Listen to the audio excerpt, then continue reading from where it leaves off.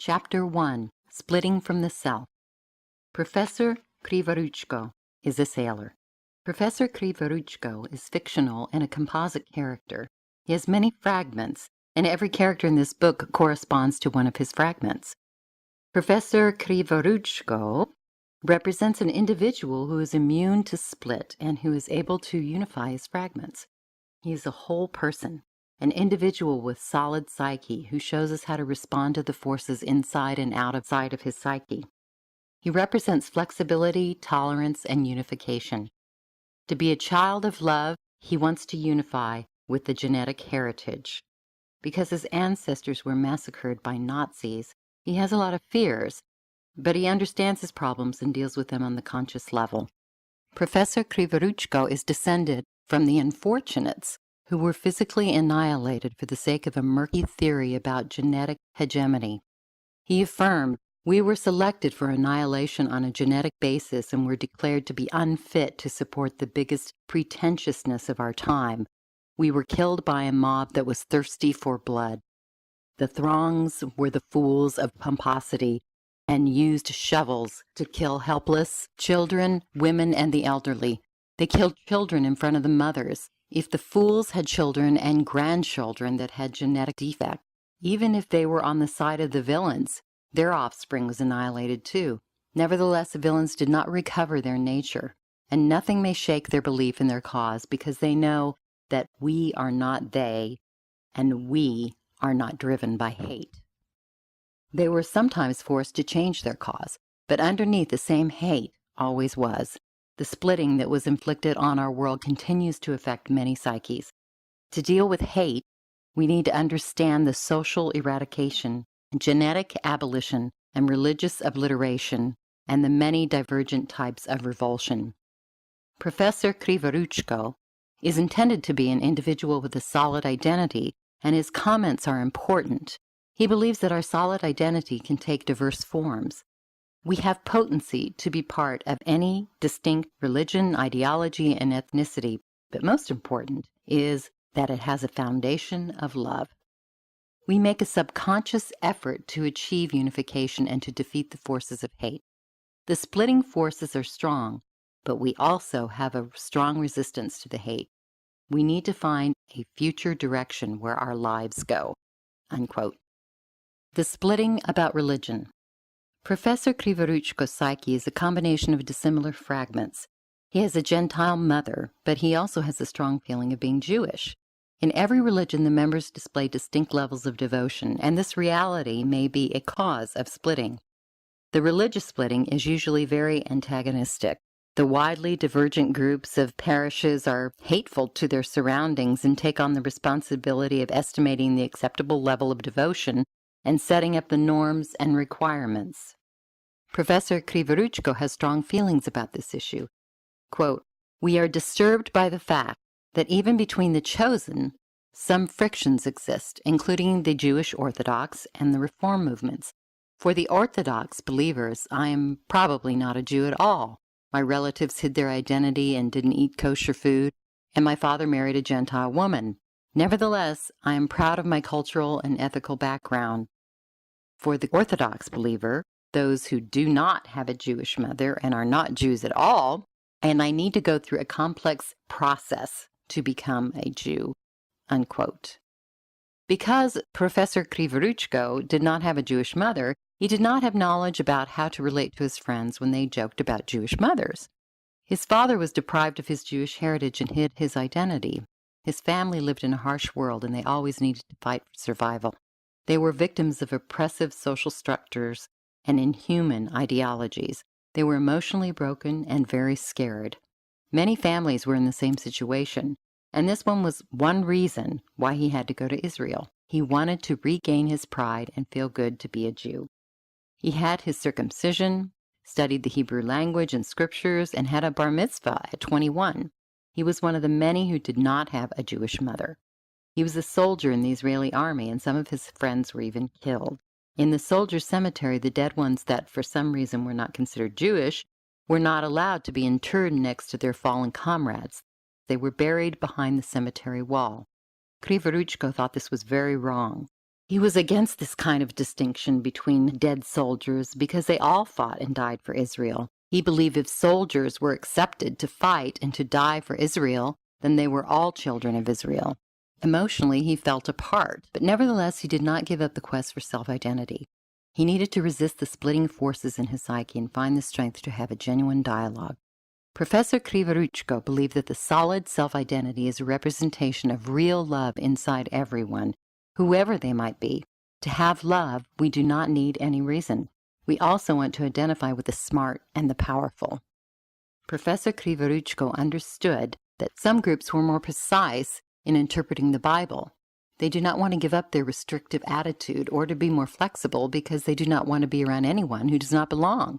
He wanted to understand both sides and did not know what was better for religion, to have a limited membership or an open enrollment. Eventually, he understood that both were needed, but at different times. Nowadays, we have a genetic test and do not need to guess about who is the father of the child. In the past, the mother was chosen as the carrier of ethnicity because genetic tests were not available, and it was not certain if the father was Jewish. The mother was chosen in identifying the Jewish ethnicity. Everyone who had a Jewish mother was ethnically a Jew. Professor Krivoruchko's wife is a Jewish woman, and regardless of his own ethnicity, his son has a Jewish mother and has important clout to satisfy all requirements. His son also will have the facts to relate to the jokes about Jewish mothers. Professor Krivoruchko has warm feelings about his wife. He mentions that he met and fell in love with his wife in a kibbutz, where he was on vacation from his duties as a soldier. He is not ashamed that he was looking for a Jewish woman to love and to have a life together. Intuitively, he believed in God, but being a member of the Soviet collective, he did not know much about religion. He wanted to do the right thing and went to a Jewish state. Professor Krivoruchko made a choice for the self. I wanted to do the right thing because for the terror groups, it did not matter what kind of devotion to God I have. It did not make any difference to fascists to what group of Judaism, Christianity, or Islam I belonged. We were slaughtered not for our religion, but as an ethnic group. This massacre was based on our genetic characteristics. We were selected for annihilation to be a target of hate and violence. We still suffer from very deep persecutory trauma. The big poisonous cloud stayed over us for generations. It is impossible for anyone to comprehend the extent of our tragedy. It was also hard to imagine that we had the power to recuperate and continue to function. In one family where many members were killed, a little boy was able to survive, and he is my father. The offspring of this boy are searching for their identity because we still suffer from our deep persecutory trauma. The immense, venomous swirl took over our mind.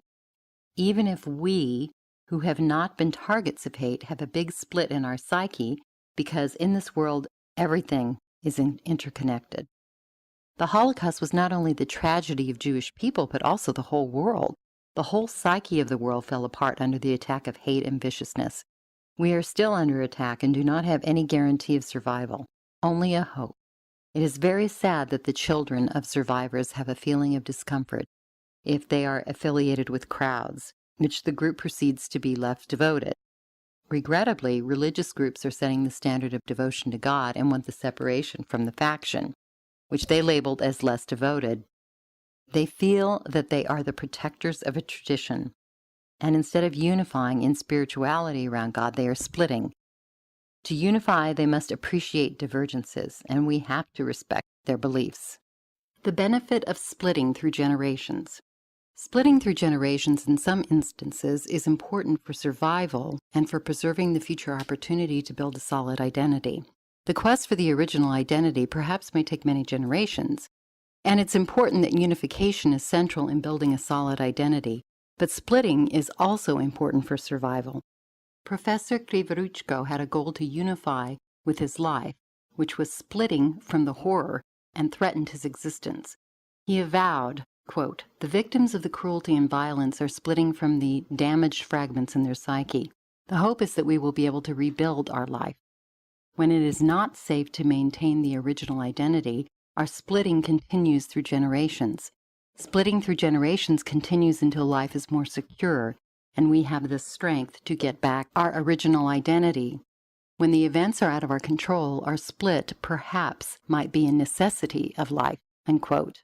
The split through generations. Professor Krivoruchko's fragments, his grandfather and father, were the survivors of the Holocaust, and they were able to survive the tragedy because of the split. Professor Krivoruchko is also part of a massacred family, which includes his grandmother Rivka, his aunt Lizochka, who was a baby at the time of the carnage, and his great-grandfather Herschel. They were victims of a fascist slaughter. The fragment of his great-grandfather Herschel is the one who made an attempt to avoid splitting by relying on past experiences. Grandmother Rivka felt that the split was necessary to survive, so if she had listened to her father, then Professor Krivoruchko would not be around to tell their story. The inhuman facts of history about the Holocaust and genocide are the worst examples of hate, which leave only one solution for survival: splitting and fragmentation. The fragmentation helps to protect a part of the psyche from complete destruction. After fascist occupation of part of Ukraine, the invading forces began the annihilation of the Jews. Professor Krivoruchko acknowledges that sometimes for survival, one pays a terrible price. The two young adolescents, brother and sister, ran away from the Babi Yar, the place of the slaughtering of the Jews. When they traveled on the road, the group of young Polizais, the local collaborators groups associated with fascists that traveled in the back of a truck, spotted them. They jumped from the truck, grabbed the girl by the hand, and lifted her up on the truck. Her brother was very scared and did not do anything to pull her back or to defend her. He ran after the truck and saw how the Polizais raped his little sister and then killed her. She was only 12 years old, and he was 16. Hate generated their splitting and killing. The Nazis split from humanity to nurture their feelings of grandiosity and power. They anesthetized the self from feelings of compassion. Professor Krivoruchko declared they were killing and using us as inanimate objects. They did not worry about guilt because we were not human and did not have feelings. When they were treating us as objects, they were detaching the self from our suffering. They were vicious, cruel, violent, and inhuman. The brother of the killed girl survived. He lived a long life, but he did not enjoy any of his days, and he was miserable. He suffered from nightmares and impotence, and he was afraid of everything and everyone. Everyone around him was miserable, including his wife and children. The misery was a price for survival. He lives, but his life was worse than death. He has a deadly mark, which he transfers to his family, and his split from happiness was generational. The hope is that after several generations, his future offspring, if they have a chance, will be able to unify with the joy of life. By splitting, we protect loved ones. Professor Krivoruchko states, quote, "In some instances, we need to split from the loved ones to protect them. Despite the danger we are facing, we do not want to split. We are not able to split and leave behind the beloved who need us because we are dedicated to love. Contrary to self-sacrificing individuals, the selfish have the capacity to kill, betray, and to be completely insensitive to suffering around them. They will do anything to stay alive and do not have any moral limits for self-preservation." Unquote. Professor Krivoruchko's grandmother chose to be together and not to split with her baby daughter and her father. She was with them until the last breath and died with them. She wanted her son to survive, but even the split for survival would demand a heavy price from her boy. The split was needed as a hope for the future and to avoid complete destruction of the family.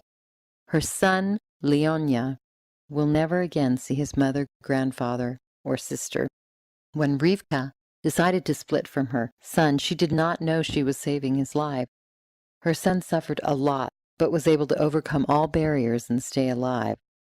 In many instances, in moments of danger, the psyche is resistant to splitting from the loved one sometimes is impossible. The mother does not have the strength to leave her sick baby daughter and her old father who are completely helpless. The mother is choosing to share the horrors of death with her loved ones, and they were unified in death. The unification in death is the most awful way of unification, but the horror of splitting from the sick baby is worse than dying. During a terrorist attack of a school in the Caucasus Mountains, some mothers were allowed by the terrorists to get out with one little child and leave behind an older child. The mothers went out to bring a little child to safety, and they left their older child, but very soon they returned to be with the second child until their death. The mothers chose unifying and dying with their children. The worst thing for a mother is abandoning her child. Professor Krivoruchko disclosed that his father, Leonid Alexandrovich Krivoruchko, well remembered September of the year of 1941 in the capital of Ukraine, occupied by fascists. For Leonya, and in the later years as Leonid Alexandrovich, his mind did always show clearly the memories of the day when there appeared papers on the fences of Kiev, the capital of Ukraine, showing an order addressed to the Jews of that city. He remembers his mother's question, "What now? To what Palestine are they sending us?" Grandfather Herschel kept repeating, quote, "In 1916, during the First World War, a German officer was billeted in my house. He loved children and always used to give them candies. Rivka, the children of such a German, cannot possibly hurt us. If you are afraid, please do not follow this order, and I will go by myself." Unquote. Quote, "I would like to believe you, Papa," Mother replied, "but you know neighbors are not saying things for nothing. If it weren't for Lizochka's fever, I would run away from Kiev with neighbors. But I look at her, how can I leave her now? I will go with you." Unquote. Professor Krivoruchko aide, quote, "The resistance to the split was rooted in our sincere belief that humanity would be restored and that the scary stories were just the result of confusion. We want to believe that life is harmonious and fair. We have the compulsion to accept unfairness in our existence. By relying on past experiences and common sense, we are not prepared to deal with the tragedy caused by the fascists. Nothing in our past was closer to that magnitude of this hate. Despite common sense, the fears were causing the split. When we are completely destroyed, we do not have hope that we may function again. We need to save part of our psyche. With fragmentation, we are losing our identity and are acting on the mercy of small fragments, which are taking over our psyche. But as a reward, they give us a small chance for continuation. Only fragmentation gives a chance for surviving. If an individual had a way to survive, then it is hope that the little fragments may be united in the future. We might be taken over by grandiosity. When our psyche is affected by pomposity and grandiosity, it requires more splitting and will eventually become a machine of splitting. Our fragments split from our own feelings to serve radical ideas. The pompous and posturing people want everyone to be their servants. For the radicals, everyone unlike them is an object, and they will slay him without any human feelings. Radicals believe that they have a mission, which is the foundation of the feeling of grandiosity. It allows them to split from humanity and see others as objects. The split of radicalization is particularly vicious. Professor Krivoruchko's father, as a young boy, did not know this tendency of pomposity that graded those who were dissimilar as subhuman. But he understood that something very horrible was going on, and he was scared. For a young child who had been split from loved ones and from his mother, it was a very traumatic experience that haunted him for the rest of his life. He split and ran. Otherwise, he would be fed to the machine of pretentiousness of being superhuman, which strived to become bigger. To save Leonya's life, his mother initiated Leonya's separation from the family. Rivka instinctively felt that the apparatus of pretension and mannerism was going to consume all of them. She did not understand that the only way to save her son from being murdered by fascists was to split. She was aware that her child would be estranged from her, his little sister, and his grandfather, and would never see them again. This was a crucial point in Professor Krivoruchko's life. Behind the split was his future life. Otherwise, the pomposity and grandiosity would consume him. Leonya did not know that he was spared from death and would have a long life. He would also meet a beautiful woman and marry her and raise a family. At the time of splitting, he did not know anything about his future and was just a scared little boy who missed his family. He did not know to whom he should listen. His mother made the decision, which was impossible for him to comprehend. Only later in life did Leonia understand that to survive, sometimes we need to break away. The mannerism can always find justification for killing by presenting the self as a victim of somebody else's conspiracy. The pomposity implied that the Jews were guilty because they had somehow damaged the pride of grandiosity. The fascists declared that the conspiracy of the Jews was very daunting and damaging and that they needed to suffer. In societies associated with pomposity, Jews were always the scapegoats and were already selected by the slaughter machine. The gaudiness did not need any new scapegoats. By aggrandizing the self and downgrading everyone who was unlike as subhuman, the grandiosity was represented by huge projects in art, architecture, and parades. In the meantime, the little boy was a victim of the heartless apparatus and needed to survive by any means. Grandfather Herschel believed in humanity. He had lived through pogroms and civil war. He knew that men had the capability to be worse than a beast, but still he defended humankind and the stability of common sense. Quote, "You are doing the right thing by not running away," Grandfather told Rivka. "I am sure that the Germans will send us to Palestine. They won't let us take our belongings because of the war and a shortage of transportation." Unquote. Grandfather chanted his prayers. He believed in God and humanity, and he thought that goodness would always overcome and that evil would lose. For him, it was incomprehensible to think that someone might hurt him without any reason or any remorse. He was using common sense, which does not work with the psyches infected by the virus of pretentiousness. Leonia, who was then 12 years old, helped Mother gather up some clothing and fed his 3-year-old sister with medicine. The following morning, the street was full of neighbors. His mother pushed a baby carriage with 2 suitcases. Grandfather held Lizochka in his arms. Leonia carried a large bag and looked at the neighbors leaving their homes. They too carried some belongings. Suddenly Mother said, "Leonia, don't come with us, son. I am worried, and if all goes well, you will come back. Meanwhile, don't sleep at home during the next few days. If things are bad with us, find your way to the town where Auntie Polina is living." Unquote. Auntie Polina, Mother's school friend, was a Ukrainian woman, and last summer the whole family had visited her. Mother was crying as she kissed Leonia, and then he kissed Lizochka. To this day, Leonid can feel his sister's warm cheek on his lips. He embraced his grandfather. Quote, "Everything will be all right, Leonichka. Your mother panics easily. We shall only become separated because of her. But on the other hand, God takes care of the careful." Unquote. Grandfather gave him some money, and Mother put some food in his bag and wept as she kissed him again. He was leaving them without knowing that he was escaping death. His mother stood still, and when he turned his head, he saw her standing near Grandfather holding Lizochka in her arms.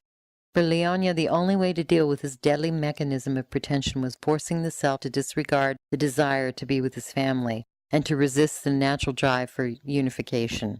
He did not know that the machine of pretentiousness, of being superhuman, had exterminated his family.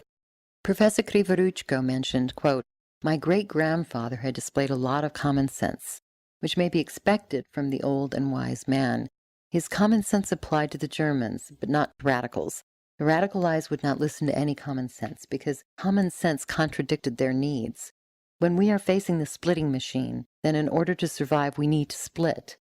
The interaction with radicals results only in 2 forms, confrontation or hiding.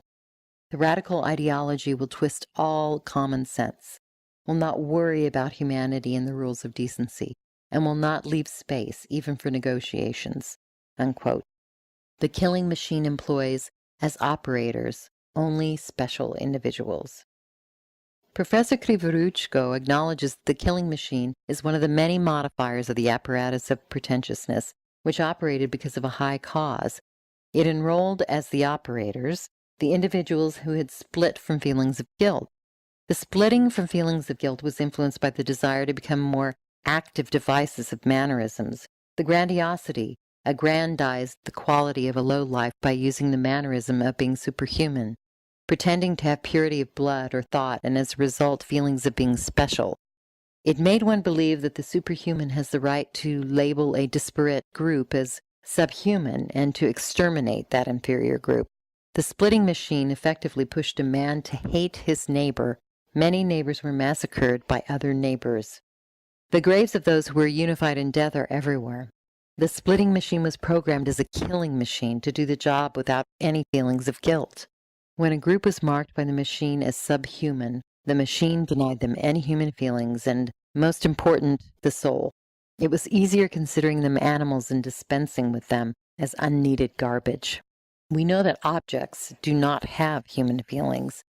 By destroying an object, we do not feel guilt or remorse.